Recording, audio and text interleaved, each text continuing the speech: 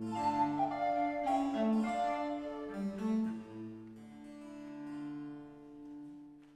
thank you very much, everyone, for coming. So very good to see you and so many. And Eric asked me to say a few words, which I will do à contre-cœur. The idea here is really to understand that the work the office has been doing has a social dimension and a very important social aspect. And in that regard, to organize a series of seminars that reflects precisely on the impact of what we build and what we do and how we live in cities and outside them was all the more prescient and necessary. To talk about the human face of architecture was part of that idea. We could think of no one better to open the proceedings than Alberto, who honored us with another session a few years ago, but has also developed his interest in building on love and has brought us 2 volumes you see on this desk of his Lexicon, which reflect on the various pieces of architecture and the way he lives them and remembers them. So a very human recollection and reminiscence and memory, which is vividly there in every entry. But today, of course, more than the history, it would be important to talk about our present, the way we live, and the way we see things, and what those things do to us, what architecture does to us. And that particular impact is something that Alberto has explored, especially within the field of neuropsychology and so forth, and neurophenomenology, which he is far better equipped to talk about than anybody else I know. So I hope I've done my chore, and I'll give the work to Eric, which is his. No, so Alberto, it is. Alberto, the floor is yours, and I will retreat. Thank you. Thank you very much, Joseph, for the kind introduction. Thank you very much to Andrea as well, who helped organize all this administratively. I am honored, and more than honored, I'm very moved to be here. I profoundly love the work that comes out of this office. We share a genealogy, as many of you know, common mentors and positions about a humanistic intentionality in architecture, even though sometimes it's very difficult to act in this world of ours. We all have done it in our own ways. My own has been through academia, writing books and teaching future architects and scholars. But I'm very moved by the invitation. Nice to see so many faces that I don't even recognize because they're from so long ago, and I'm very embarrassed. But I feel very touched, and I'm sure we will find ourselves in heaven somewhere, or at least in some star after some time has passed. So I'm going to read a few thoughts, hoping to provoke you. I won't be very long, I hope, because I know that it's boring and difficult, and sometimes my words are not the easiest. But I hope that this will be a provocation more than anything else, hoping that you have some questions at the end and that we can have a conversation.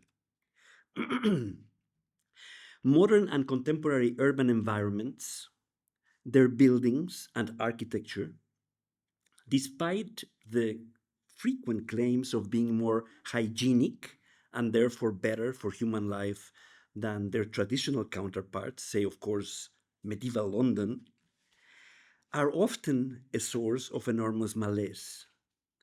They contribute to despair, to psychopathologies, and arguably even to ideological fanaticism in those searching for human purpose.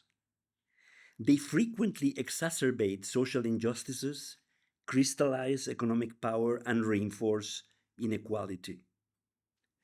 This problem has been compounded by the false assumption that we, as individuals, are coincident with our thinking egos, that consciousness is nothing but the autonomous representational content of our minds, a common Cartesian misunderstanding, and that we can therefore ignore or disconnect from such environments, living mostly through the screens of our computers or mobile devices. This is a sad situation with enormous ramifications, contributing to opaque worlds disabled by extreme ideologies that in turn create the seeming impossibility of addressing a common reality. It devastates the space of communication crucial for culture and education. And as you all know, this has been accelerating in the recent decades. Architecture has traditionally contributed and must continue to contribute to a more sane and wholesome human environment. It is short sighted and insufficient to reduce architecture merely to formal innovation or to solving problems of resilience and efficient shelter, as is commonly attempted under the urgency of our climate crisis. Given the disregard with which contemporary humans generally treat the environment, subjecting nature and the biosphere to exploitation, and urban contexts to indifference fostered by distracted mentalities and digital gadgets, it is important for architects and urban designers to fully grasp the crucial role of the physical environment of cities and buildings as nothing less than a constitutive component of human consciousness. This ups the stakes for all of us, I think. Just understanding that. Mistakenly identifying consciousness with intellectual attention, we may believe that we are nothing but our thinking egos, that we can effectively live on our screens, that we actually are our avatars in social media, and that therefore telecommunication is truly communication. It is not. Human communication is primarily oral, atmospheric, gestural, erotic, and embodied. Other modes, such as writing and digital codes, may render information but can never fully replace such embodied communication. We may think that all that matters is what we can represent verbally or instrumentally.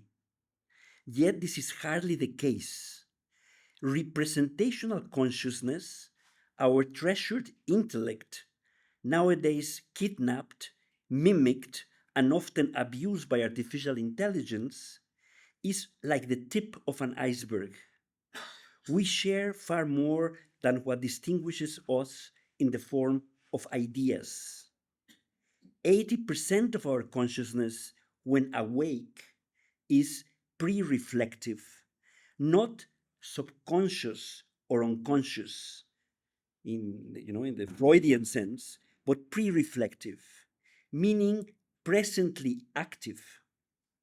In other words, consciousness is enactive, never passive. Even visual perception is not like the generation of a photographic image in the back of the retina.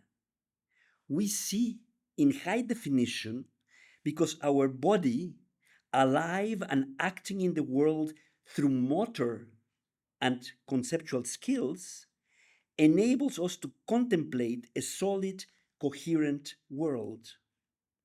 Otherwise, it would appear vague, full of holes, and literally pixelated, like the ghostly inverted image that forms at the back of our eyes.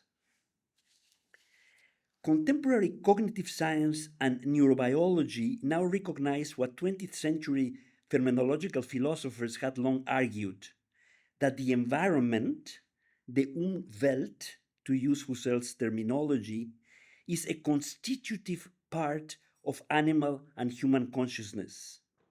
Just as each animal has its own environing world that emerges with its morphology and biology, so too with humans. The world of the fly and the world of the monkey, for example, have little in common, if anything at all.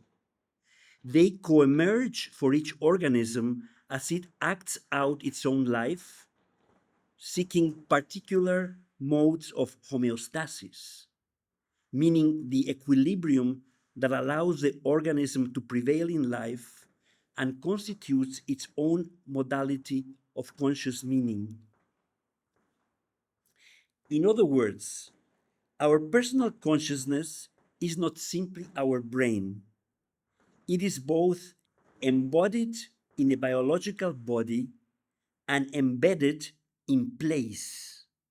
The entire sensorium of our nervous system, with our particular gendered bodily morphology and orientation, bipedal, with a distinct front and back, left and right, up and down, frontal vision, and the ability to contemplate the regular motions of the stars.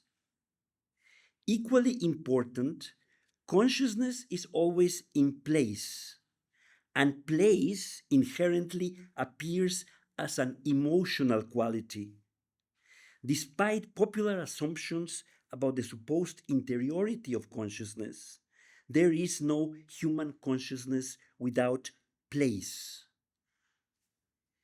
Moods and emotions are effectively in the world and thus become a central concern in architecture and urban design.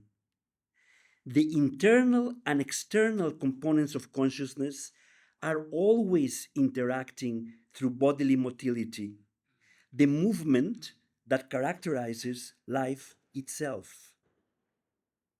These gestures become foundational to language, constituting a form of non-representational knowledge that sediments as cultural habits long before things come to reflective attention. Thus, internal and external components of consciousness condition each other, evolving as they unfold in time along the path which is each one of our lives. The built environment, pervasive for most of the world's population, qualifies our thoughts and feelings. It either contributes to our well-being, as good architecture should, or produces dysfunctional cities that cause or amplify our collective psychopathologies.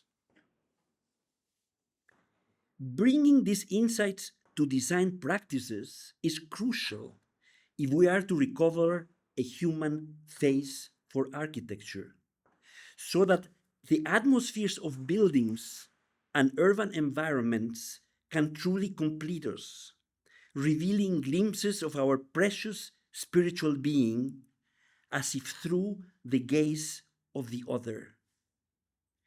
Architectural meaning cannot simply arise from formal geometries imposed upon matter from the top down, whether invented a priori by star architects or generated by algorithmic software. Geometry, a fabrication of the human mind, was profoundly significant for architectural practices in all pre-modern cultures that assumed the world of experience to be in perennial and unpredictable change. Euclidean forms and commensurate organization of buildings reference the only modes of stability apparent to perception, epitomized by the geometry of the heavenly vault and the mathematically determined motions of the stars and planets that were present to the naked eye. This is no longer the case, so the situation concerning geometry is much more complex. It has not been so for over 2 centuries. While traditional techniques were intent in building bridges between humanity and nature, modern technology has managed to build walls, more or less opaque.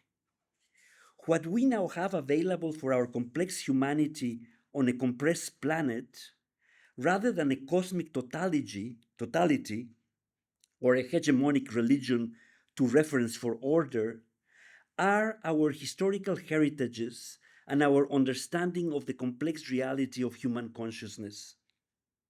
Thus, we seek an architecture that acknowledges the continuities of historical meanings and the actual human scale of our works, one that touches us emotionally, enables actions that contribute to personal edification, and explicitly acknowledges the need for cultures to live together, striving for greater equality and social justice.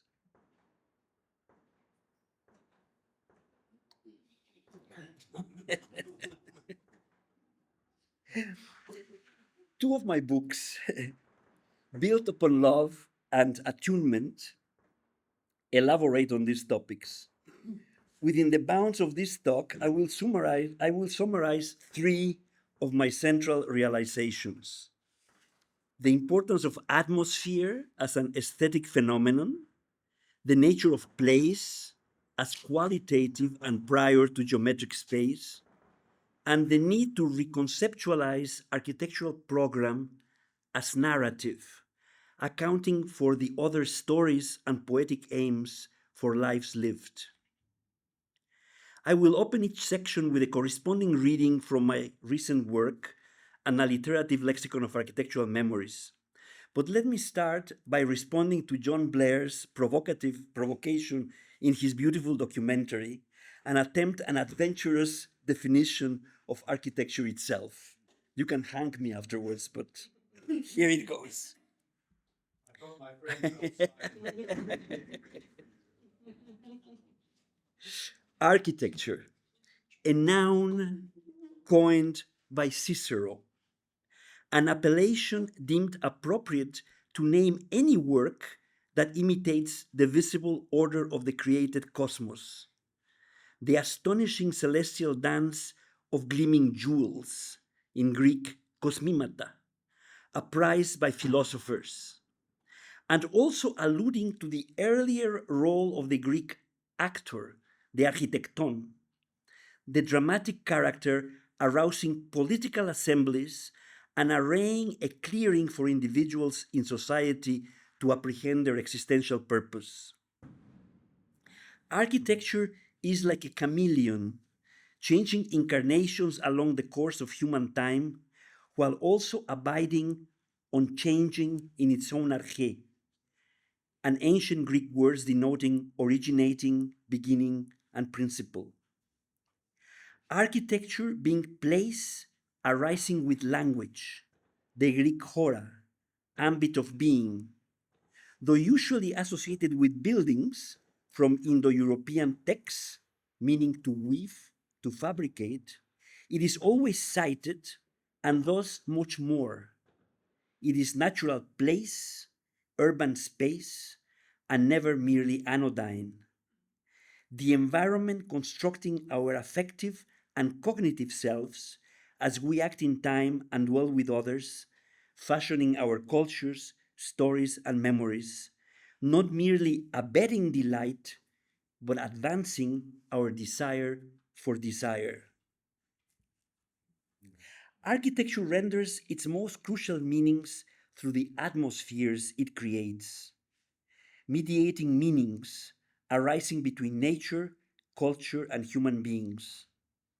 As such, it is inseparable from ethics, for it addresses our shared dwelling and its possibilities of being attuned to place and situation. Architecture, then, is never reducible to technology or construction, even though it requires both. Nor is it reducible to mere functional accommodation, though functions must be satisfied. Rather, it is a poetic discipline, translating the values of a culture into inhabitable form, while opening possibilities for renewal and transformation. Now let me read my entry for atmosphere. An appellation for the moods and ambiances created by architecture, adapted and adjusted to the lived events in its discrete spaces and attuned to its site, amplifying and harmonizing a priori meanings abiding in place. Most arduous to objectify and impossible to quantify. From the ancient Greek atmos, meaning vapor, steam, either poisonous or advantageous for the body and mind. Originally from the Sanskrit Atman, or inner self, a breathing, non dualistic soul, the first principle or true self of a liberated individual prior to identification with phenomena. Atmos, moving water, foggy air, once deemed capable of bearing fleeting emotional images, like the imagination of our inner selves, abiding both within and in the environment. Atmosphere, thus also amenable to denote our spherical, airy, and affective abode, the place of emotions and words coupled to the human breath where we speak and we are with others. Latin renders breath as spiritus, also the life force and inner self. Atmospheres may thus accomplish the spiritual function of architecture as we breathe and live, accommodating wise a priori habits with semantic amplification, offering poetic and ethical change, assisting our affective and intellectual self-knowing. An architectural atmosphere has the power to attune human life, a life inherently out of tune for knowing itself as mortal. Atmospheres take precedence over geometries and formal vocabularies in architecture. This follows from the very nature of human consciousness, briefly sketched earlier, where pre-reflective understanding is foundational for all cognition and is first emotional, operating in the thick present of human experience. You know how in many cultures the organ of knowledge is the heart, not the brain. Yes, it's first emotional. This present is never a non-existing point between past and future as conceived in the scientific time of clocks. Atmospheres should not be misunderstood as occasional orchestration of effects, but as vehicles for moods in lived situations. Architecture, through atmosphere, becomes a communicative setting for human life, both cognitive and emotive, going beyond the failed definition of architecture as decorated building, a misunderstanding inherited from 18th century scientific and objectivist aesthetics. I would argue that atmospheres are the vehicle for the harmony and musicality of architecture, seeking psychosomatic health and well-being, aims with ancient roots in the Western tradition of architectural theory since Vitruvius. They convey aesthetic meanings in the sense of ancient Greek aesthesis, originally understood as multisensory perception and therefore real knowledge, primordially emotional, of course, and tactile.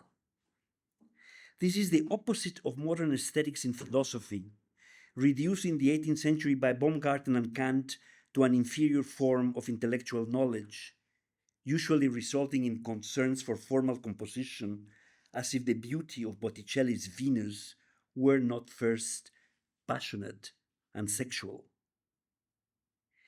It is in opposition to such mistaken assumptions that German Romantic philosophy introduced Stimmung, as the meaning of artistic endeavors. And this, of course, will apply to architecture as well. The German word means both mood and atmosphere, and it is also musical.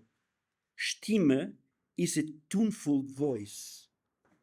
Romantic Stimmung was aimed at the emotional heart. Gemüt was considered the true seat of consciousness. You know, the Romantic philosophers recover this from ancient traditions, questioning the falsely assumed common sense originating in 17th century Cartesian psychology, the belief in independent mechanistic senses, the hegemony of disembodied vision, and associationism to explain the perception of meaning as if it were merely a conceptual construction in the brain. These assumptions remain unfortunately common today. For Romantic philosophy, in contrast, perception is deemed meaningful always since its inception. The primacy of synesthesia in perception, intuited by Romantic philosophy, was further explained by 20th century phenomenological philosophers such as Edmund Husserl and Maurice Merleau-Ponty, and more recently supported by neurophenomenology and so-called third-generation enactive cognitive theory. This is how architectural meanings are first given to our embodied consciousness, of which, as I already suggested, but I must insist because we have a hard time with that in our own times, nearly 80% is pre-reflective, in continuity with reflective attention and judgment. It follows that architecture should not be reduced to pictures or objective formal products.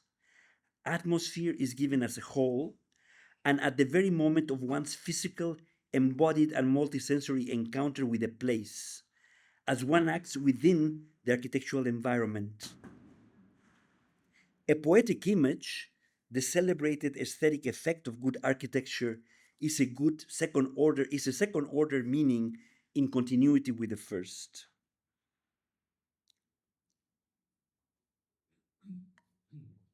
It is worth emphasizing the centrality of musical experience in human cultures as conducive to health and spiritual realization.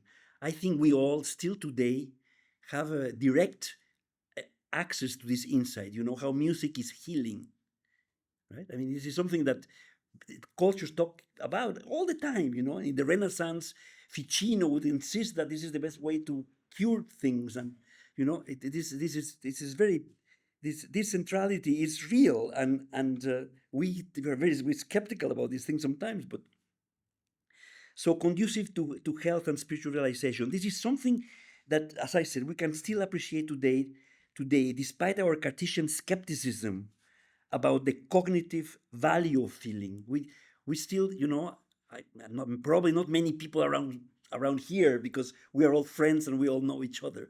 But generally, you know, the world does not understand the cognitive value of feeling. Yes, it's like secondary. Huh? When in fact it's primary. There is no knowledge without feeling. You know, Socrates said, unless you experience love, you cannot know love. That's what he says in the dialogue on love. Unfortunately, it's dangerous, he says, right? But you have to experience it or else you don't get it. Yeah? So this is, and so this is very important, but we are really in bad shape, you know, because we think that we are what we think we are, you know, like I am not reactionary by no means, I can tell you, you know, but this business that I am a girl because I think I am a girl, it's bullshit. You know, I'm sorry. You know, if you really feel it, that's something else. And it's a very complicated business, and I can understand it, you know. And so I grant that. But it's simplified into a question of the ego consciousness, right? And that's very bad. And that's where a lot of positions in this, I don't want to get into that, but it's part of the territory of what I'm talking about. So the centrality of musical experience, despite our Cartesian skepticism about cognitive value of feeling, in architecture, the musical analogy appears repeatedly in Western treatises. However, and this is something I wrote about in Attunement, I think it has been very badly understood, really misunderstood as a kind of formal thing. You know, like the musicians deal with numbers, and these numbers translate into proportion, and it's all about form. And I think there's so much more to that if you read the treatises carefully. That's what I was concerned in my, my last real serious book, because this is just a labor of love. But the previous book I wrote, Attunement, I talk about that. So this is very important. The reasoning was that since music employs proportions and mathematics to produce harmonic effects, this must be transposable to architectural form, governing the dimensional congruity of a building's parts to its whole.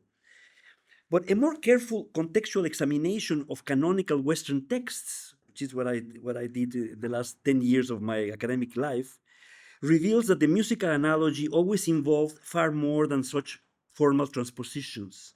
The central issue was the design of human situations contributing to a good life, one in harmony and balance, properly tempered, and healing for our inherently distempered, mortal embodied consciousness. While in traditional cultures this harmony often relied on proportions and Euclidean figures, the spatial experience of architecture was always assumed to be like that of music, capable of conveying cognitive, poetic moods through primary emotional sentience. Furthermore, as brilliantly explained by Leo Spitzer, the German neologism Stimmung had its etymological origins in the two key words that recur in architectural treatises seeking such musicality: harmony and temperance. This guy, Leo Spitzer, the book was recommended to me by Darius. You have to look, you're interested in that? Look at that. It's a fantastic book. This guy is a philologist. You would think this is boring. It's really an in-depth study of where the word Stimmung that I was talking about, the musicality that is the effect of good art, where it comes from. And he goes back to the etymons and goes back to these two, to harmony on the one side and temperance on the other. Yes, it's a whole book written on this. But for architects who have, if you have just looked at the treatises like Alberti, Palladio, that's what it's all about: temperance and harmony. Right? So that's the continuity that I think is beautiful in our discipline, at least in this Western side that I know the best. I don't know about some of the other traditions, but this is really key. Lastly, the centrality of atmosphere in architectural tasks foregrounds the importance of cultural habits and the need to propose coherent environments.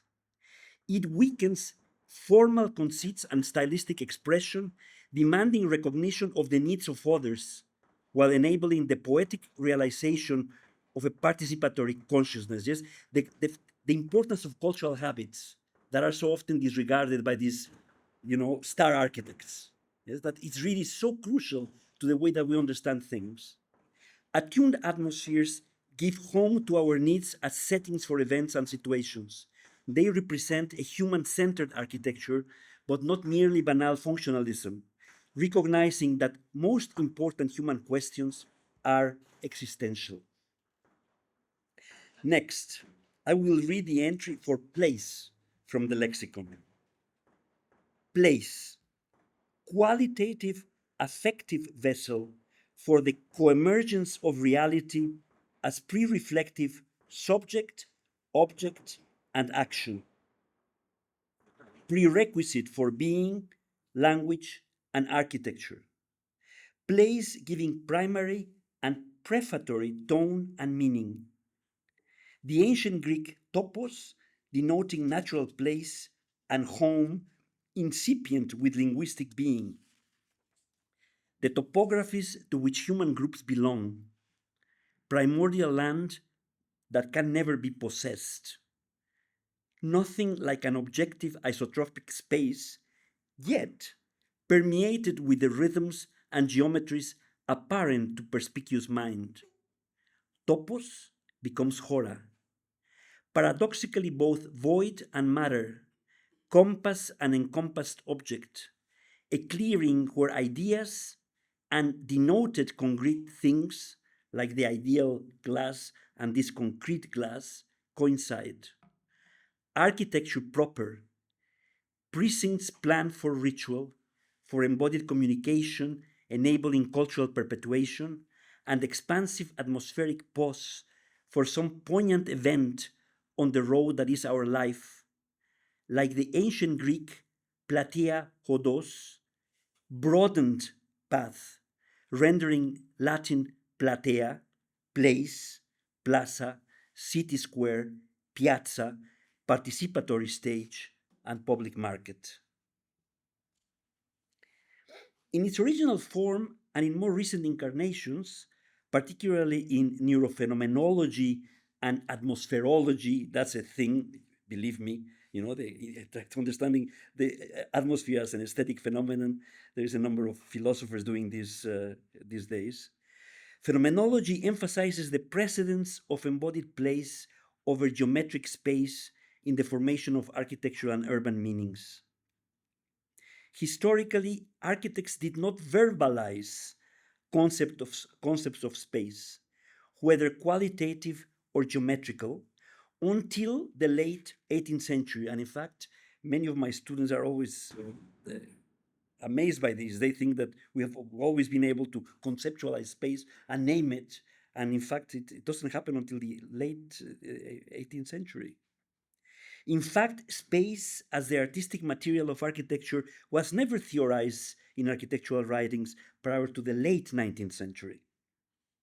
Architectural sites were assumed to have intersubjective cultural significance, which constituted a fundamental dimension of the meaning that buildings might convey. Nearly identical Doric temples in ancient Athens or Syracuse, for example, would have conveyed different cognitive and emotional meanings, as diverse as the stories of classical deities in their respective geographical locations.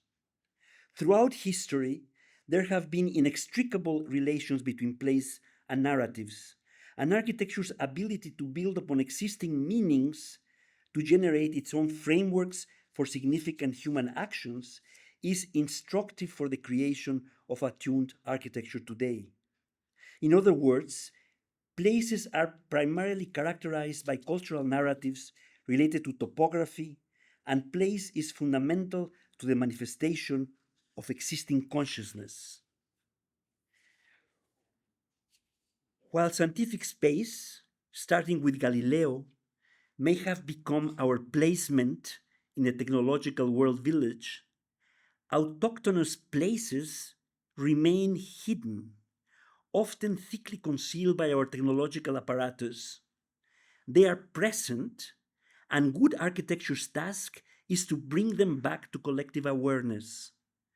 A fundamental dimension of architectural atmospheres is acknowledging place as a pre-existing condition in dialogue with any spatial proposition. Conversely, architects' consideration of sites and urban context during a project can never be reduced to plots, plans, or pictures. A site is a qualitative place that is complex and often possesses invisible meanings that must be considered in any design decision. Lastly, let me read the definition of program from my lexicon. This is a brief one. Program, a poetic proposal for a good life granted by architecture, opening up possible realities like fiction, but always mindful of real possibilities and present habits. A promise to others that takes into account the perceived continuities of cultures and ultimately aims not only to fulfill the wishes of a client, but to reveal the spiritual brotherhood that unites all human beings. Concern for atmosphere entered architectural awareness and discourse in Europe towards the end of the 18th century as part of a renewed interest in program in the form of so-called theories of character, théorie du caractère, in European architecture. Program began to emerge as a crucial rather than ancillary part of the architectural proposition and part of the architect's creative responsibility. It was crucial to constituting communicative space in cities. By either imagining entire programs or engaging politically in the transformation and accommodation of a client's program for the common good, architects could pursue order, social justice, and beauty. In the late 17th and 18th centuries, the concept of architecture as a cosmic analogy attainable through musical proportions was called into question. This eventually weakened the idea of using geometry as a transcendental symbol in Western architecture. In response, architects began to recognize the importance of narrative, employing everyday language to maintain architecture's communicative function and enhance its expressive capacity in relation to human life, values, and institutions. And this is important. While still emphasizing harmony as a goal, 18th century character theory replaced proportions and geometry with discursive and poetic language. An example from the end of the 18th century is Nicolas Le Camus de Messiere's treatise, The Genius of Architecture. Le Camus believed that harmony could be found in the analogy between proportions and human sensations. However, he believed that it could no longer be found through prescribed mathematical ratios or any a priori geometry.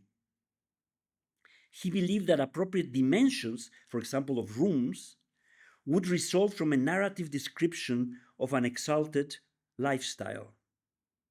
Using the example of a private residence, he had promised to write about public architecture later, but he never did. His book provides the earliest qualitative description of architectural space in an architectural treatise. Never before Palladio, nobody, Alberti, that was not the issue. It was part of the culture. But here it has to be externalized. He really thought it was important. He characterizes appropriate moods for the various rooms of a house through literary language and metaphor. The emotional tone and respective musicality of each space appear through their dimensions, textures, colors, and smells. The rooms relate to each other with a growing expectation, creating a description reminiscent of erotic tension. Le Camus imagined this could become the theoretical model for designing architecture. It's interesting because the 19th century, with its technological obsessions, forgets about this. There's a moment there in the late 18th century, I think, in European culture, where architects had found something that they could develop by connecting to the potential of language to articulate life and emotion, emotional tone, quale, and it drops completely. Then it gets kind of substituted with drawing and other things. But this importance of language is really what I argue often in my books, is something that we should pay attention to. It can be very helpful. A few years later, after Le Camus, we find the first modern example of a program seeking social justice through political awareness. This program is expressed through literary narrative in Ledoux's famous design of the ideal city of Chaux, which seeks a new relationship between man, the new free individual after the fall of the Ancien Régime, which stands for all traditional autocracies, and the city. And I remember reading with Frosso in the North Library of the British Library, enjoying the descriptions of Ledoux and being shut down by, I think it was François Choet, right? Because we were too excited about this. We were discovering Ledoux together. You don't remember? I remember. The design seeks nothing less than a new social contract and a way for architecture to encourage noble morals and good conduct, leading to a happy and healthy life. This is his whole business in his book on architecture. Thus, a more effective way to understand and implement the architectural program in contemporary practice could be not as a mere list of spaces labeled by their functions and dimensions, and rendered as a diagram. Rather, it should be primarily understood as a narrative form that describes significant life. This narrative form should incorporate, when appropriate, literary descriptions, historical allusions, poetic elements, possibilities for reconfiguration, and evocations of meaningful moods within appropriate atmospheres. Although the tools of representation are varied and always involve drawing, it is important to realize that literary forms are often more effective than graphic tools at conveying mood in space and can contribute significantly to building project design. Responsible engagement with language means presenting the architectural imperative to further our cultural heritage. Understanding the program as a constitutive part of the project activates the architect's primary tool for engaging in true dialogue with others, the hermeneutic imagination. This allows architects to listen to the stories of potential inhabitants and identify their values, particularly in the form of habits that represent concrete manifestations of pre-reflective wisdom. This is essential for designing good architecture for others and for avoiding the colonizing tendencies of modern or contemporary technology-driven or formalistic design. Recognizing the program as part of the creative process involves political wisdom. This includes considering the ethical implications of tasks and commissions, especially for public institutions, as they are never neutral and may harm the public good. Should one design a more functional and better detailed building merely for profit or to please a client? Taking a critical position is imperative, and this responsible outlook can only be achieved through historical narratives and a hermeneutic dialogue with our human heritage. Through this engagement with history, architects can propose better, more appropriate possibilities. After all, every architectural project is a promise to others, and thus a political act. Ultimately, one would hope it is a promise of peace and well-being for a species torn apart by conflict and war.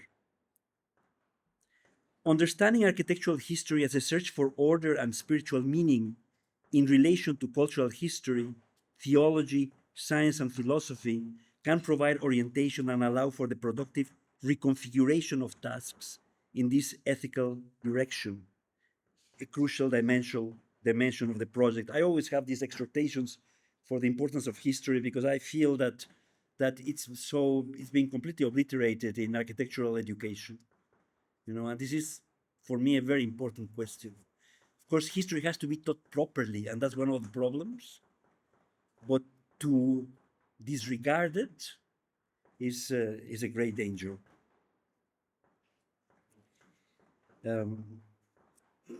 All of these hopeful insights are very real, but of course difficult to implement given our society's priorities and blind spots. Fortunately, there are growing examples of human-centered design driven less by fashion and style and more by real life. We need not look far to the projects of this office, which I very much admire, to grasp how continuities can be engaged in dialogue with the historical fabric. This approach takes into account the habits of citizens, enhances the richness of public spaces, and incorporates the past stories that inhabit the sites while imagining a better future, proposing a poetic way of life. Excellent architecture would thus reveal how a common human spiritual reality emerges through an acknowledgement of our real differences and by living together. While we may continue to speak around 3,000 different languages for our single species. The rich materiality and textures of architecture, expressed through caring, careful craftsmanship, can make the invisible present by bringing us back to the miraculous experience of living matter present to our embodied visibility. As a comprehensive alternative to sustainable cities and fanciful architecture, a focus on meaning as psychosomatic health and attuned atmospheres may reveal an important historical continuity. How architecture has contributed and may yet contribute beyond religious and political sectarian conflicts to the spiritual dimensions of human existence, enabling the emotional cognition of beauty and justice, and thus reinforcing our self-recognition as purposeful. Architecture can reveal a presence of the divine in the world by privileging a modality of architectural space that reinforces wholeness and participation in human actions, avoiding polarizations, signs with denotative meanings, the obsession of personal styles, and formal status symbols that are prone to ideology and idolatry. Thank you for listening.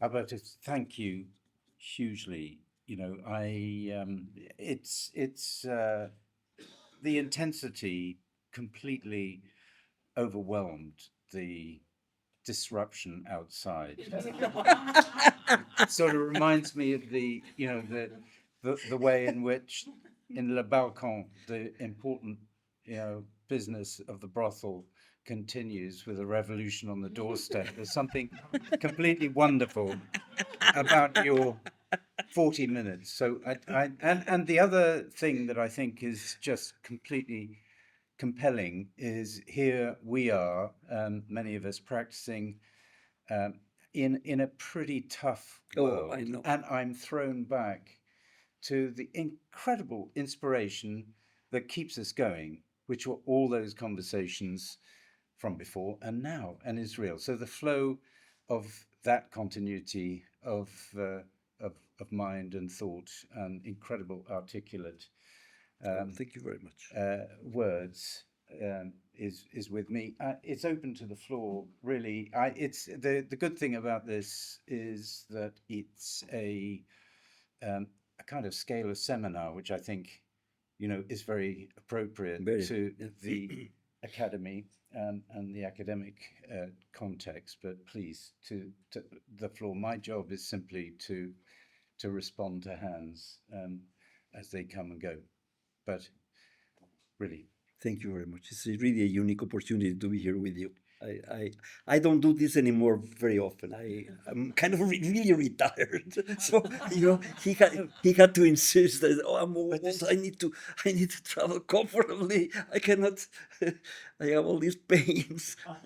I think for all of us, it's fuel to confront the world that we face and the pragmatic problems that emerge. And actually, within your lexicon, there is so much that actually comes together. Those words about atmosphere, but also, terms and references to material and to the things that we deal with, are like joints and coming together. And I know. Yes, like today we were, slowly strolling towards our meeting, and we found I lived in London for 3.5 years, and I was so consumed with my PhD and being in the British Library, I didn't see much. We stumbled on with St. Bartholomew, right? Oh. What a beautiful place! Oh. And then I was telling Luis, I have an entry on Flint. It's a magical thing, the way that the Flint is worked, right?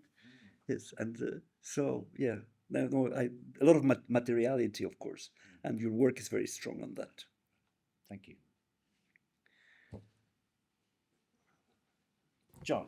Unsurprisingly, that's unbelievably brilliant, and no, I won't be stringing you up. And amazing that you could conquer the saboteurs outside.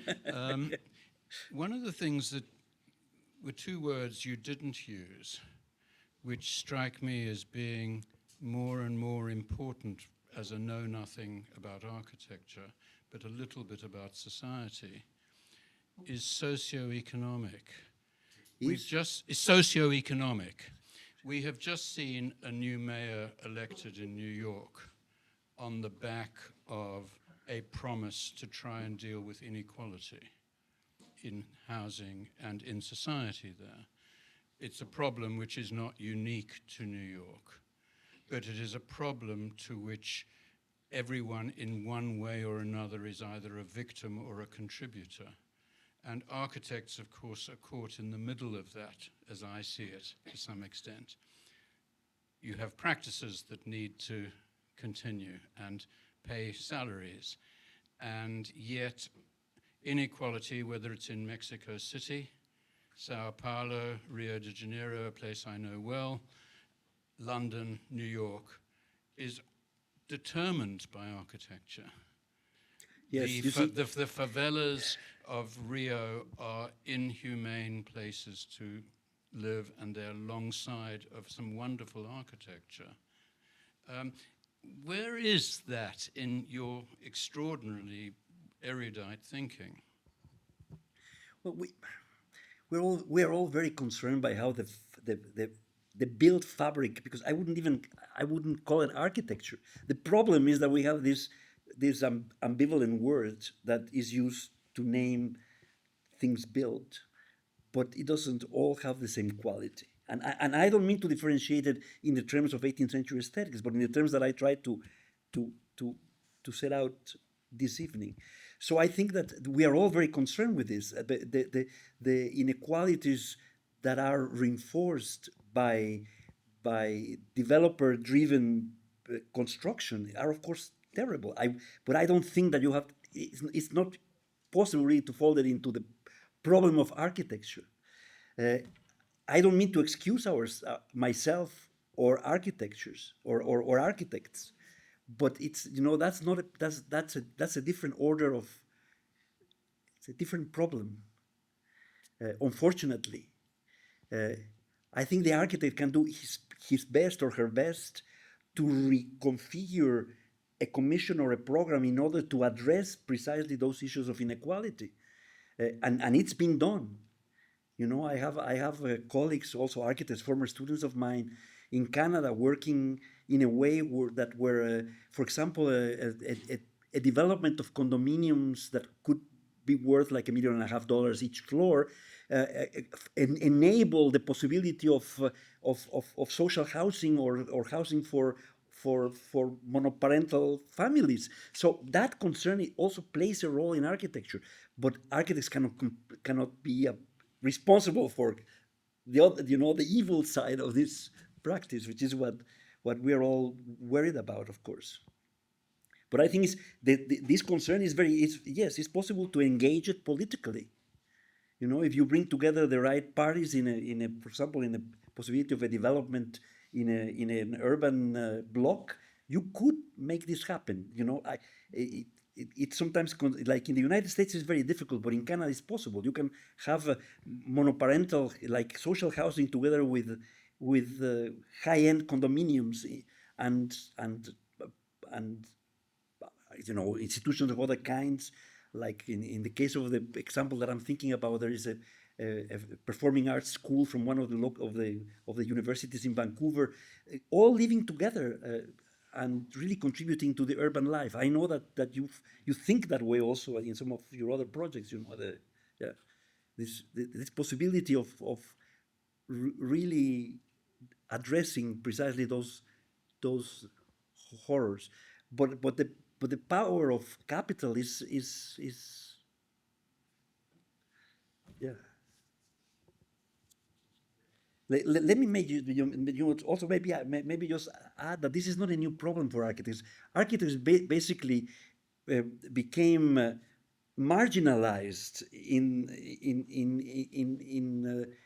Western society since Napoleon said that he didn't need them at all, that he would rather have engineers because architects waste too much money.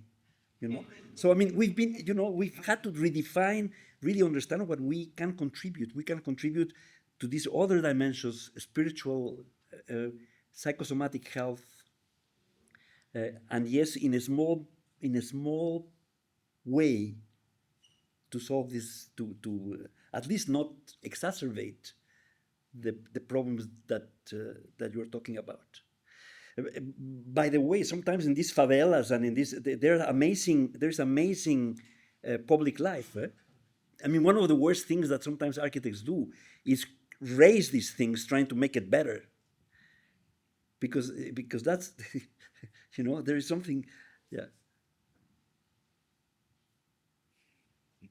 I sense, Tony. That's my depth. I sense. First, congratulations again on defeating Guy Fawkes' efforts at reorganising London's architecture all those years ago.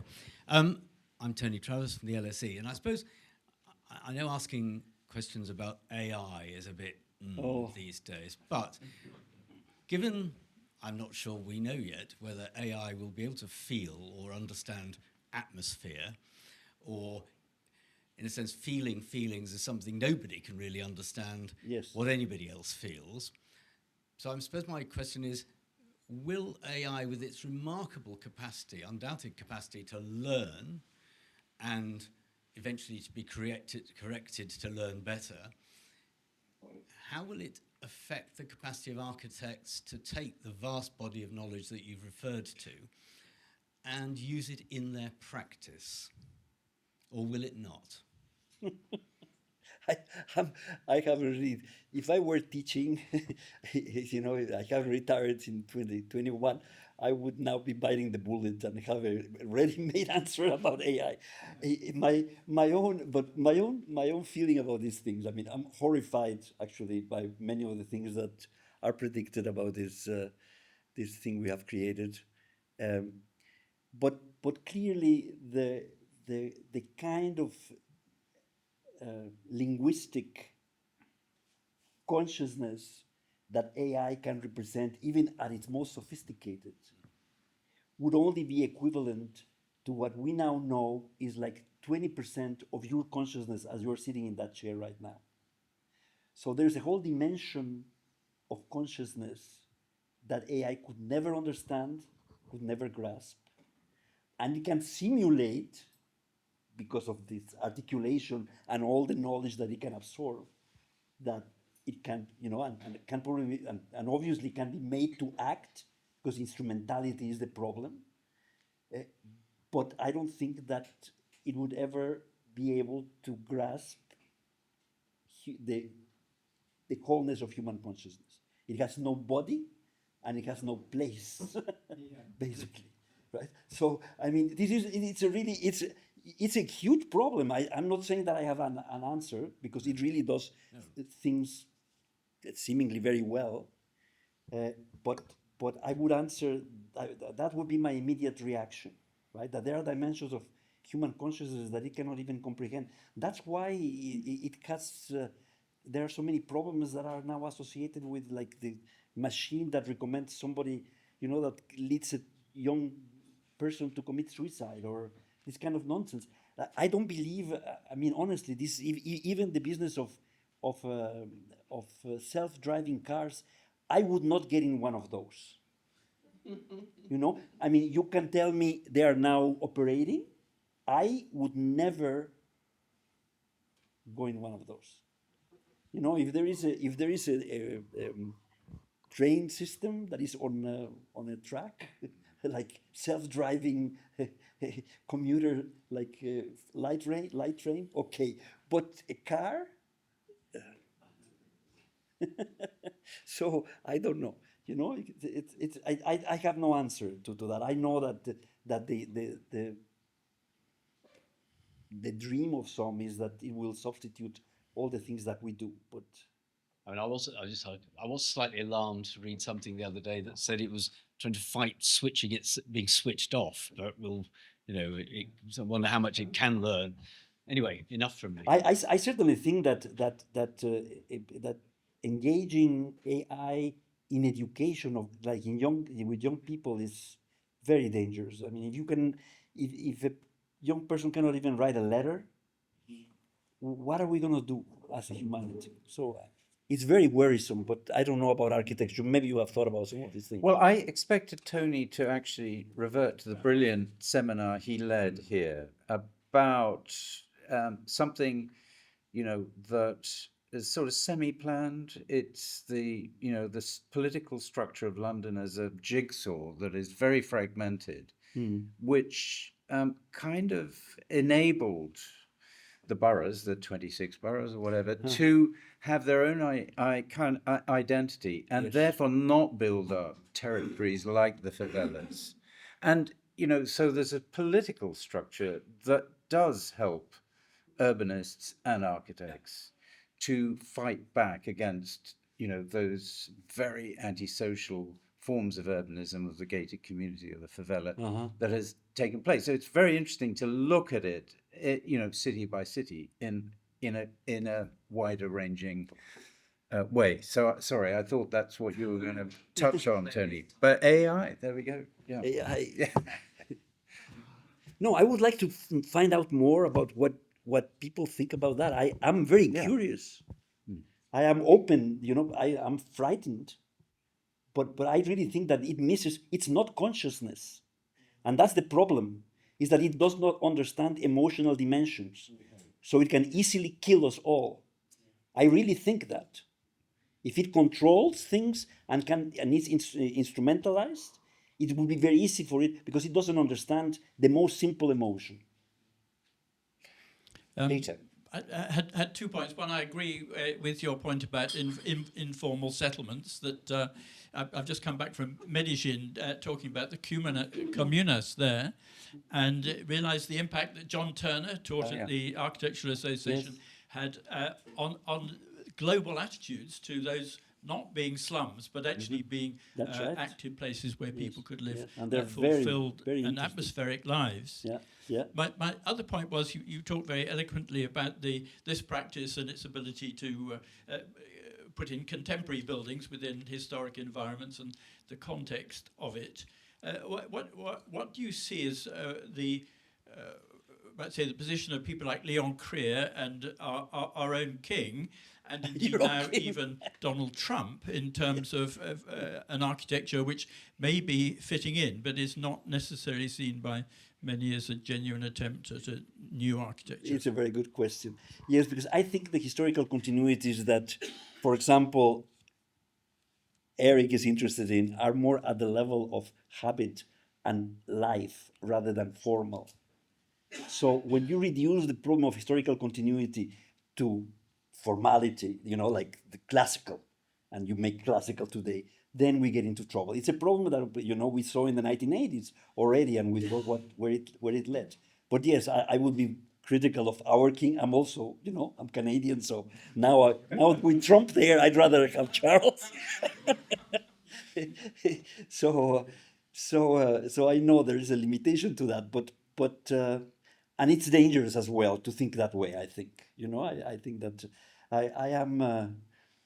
I love with this question of history. I love this one of the untimely meditations of Nietzsche. I always had my students read it because it's a short piece, but it's the best piece that I think you can read about philosophy of history. Is how we have to be half and half, historical and ahistorical, and how we can relate to tradition, right? Precisely not to be enslaved by history or by tradition. So that, yeah. Yes, one place very interesting to look at is Skopje in northern Macedonia, of all places, where after the earthquake, Kenzo Tangi produced an amazing master plan in the metabolist style, which then has now, over 20 years, it has been degraded. A new prime minister decided he preferred neoclassical, and then hung neoclassical facades on all the new buildings. Which I have not been there. I don't know. Sounds like a very interesting case study. Thank you. Let me pass the baton. Here we go. Matthew.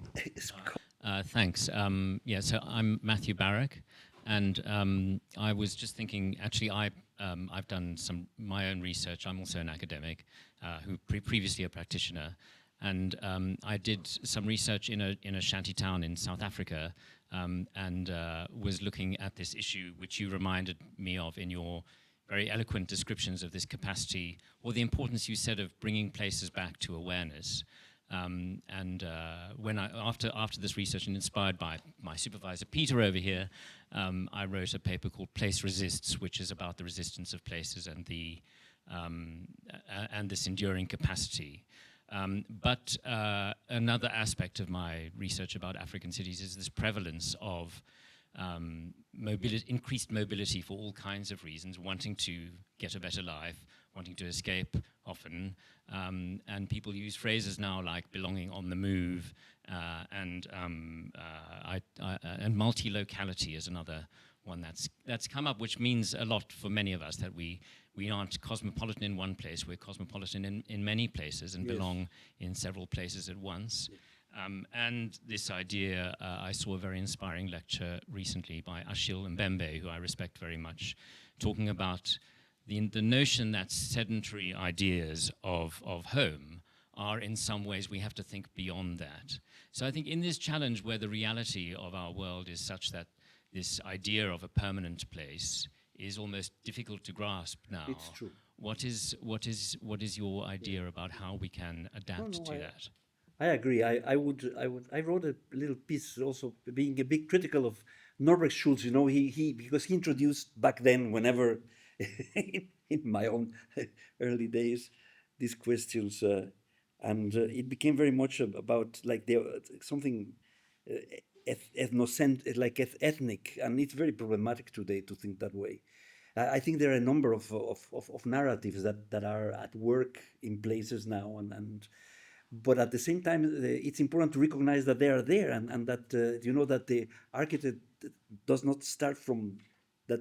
It's not void, so that you don't have license to do whatever and just plump it on the other side of like something that looks like Saha, somewhere else. That's the kind of horror that I would be worried about. But I agree with you that it's also that the other to imply, for example, that there is something deeply that you can recognize some centrality to the British soul I don't think it's possible anymore. I mean, it's complicated. There are so many layers and narratives. But the fragments, particularly in questions of how humans live their lives, the question of the habit, I think is very important. To be able to identify that, and sometimes that is recognizable in narratives, of course, but also in literature, right? If you read, for example, a good writer that speaks about a city as a kind of protagonist.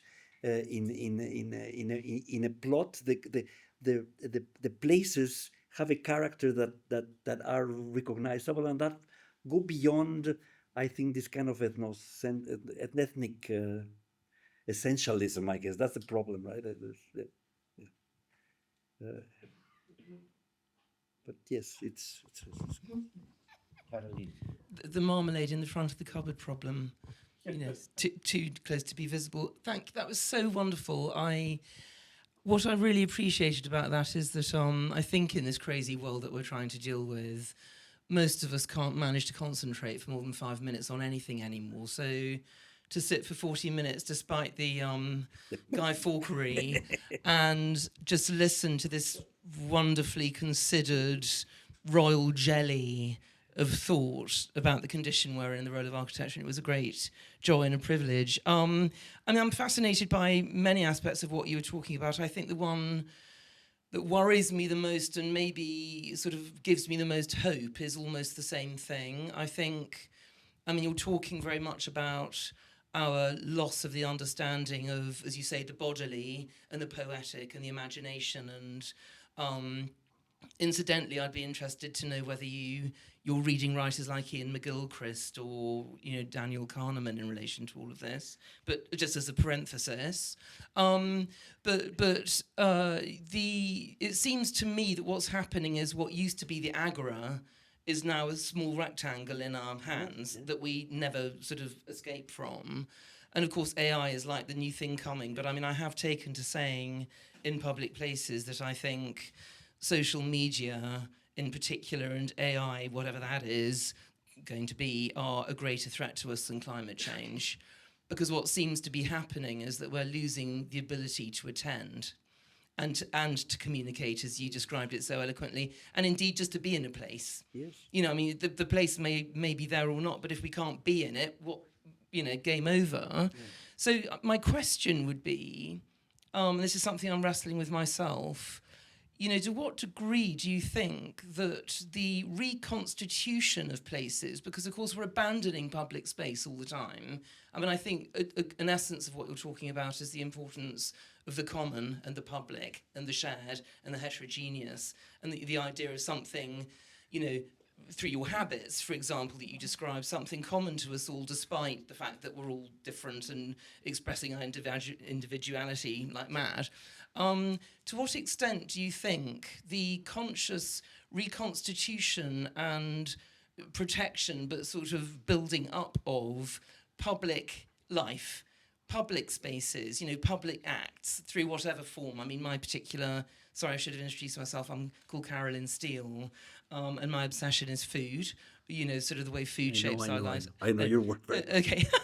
So, I mean, obviously for me, a very obvious one is the way food can bring us together. Yes, yes. I think, I mean, the hopeful part of me thinks we could be at a turning point where things are getting so crazy, so deracinated, that people are going to start craving the material and the real again. Yes. I mean, I guess I just would love to hear your... I have the same hope. Yes. My daughters, I have two daughters that are both psychologists, humanist psychologists, so they have this kind of hermeneutic, you know, approach to therapy, and they, of course, I'm quoting them because they are younger, but they tell me this: don't worry, Papa, you know, it's gonna turn around because it's so absurd, because it makes so little sense that people will crave these conditions where there is real communion, right? Yeah. Like around a table, a simple thing as a real meal, and I hope so. I also think that artificial intelligence. I just saw a former student from he came to visit. Said, "No, don't worry. You know, she's more mystical and she's into the Buddhist." Says, "No. It's clear that this will demonstrate that there are dimensions of consciousness that are human and that we have to have access to, or else nothing makes sense."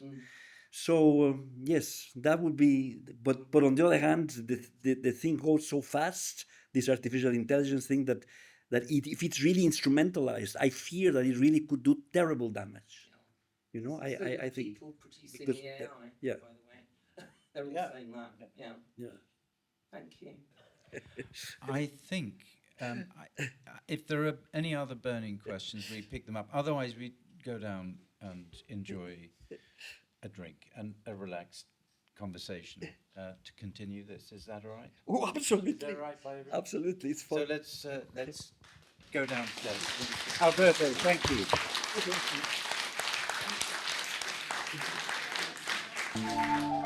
That was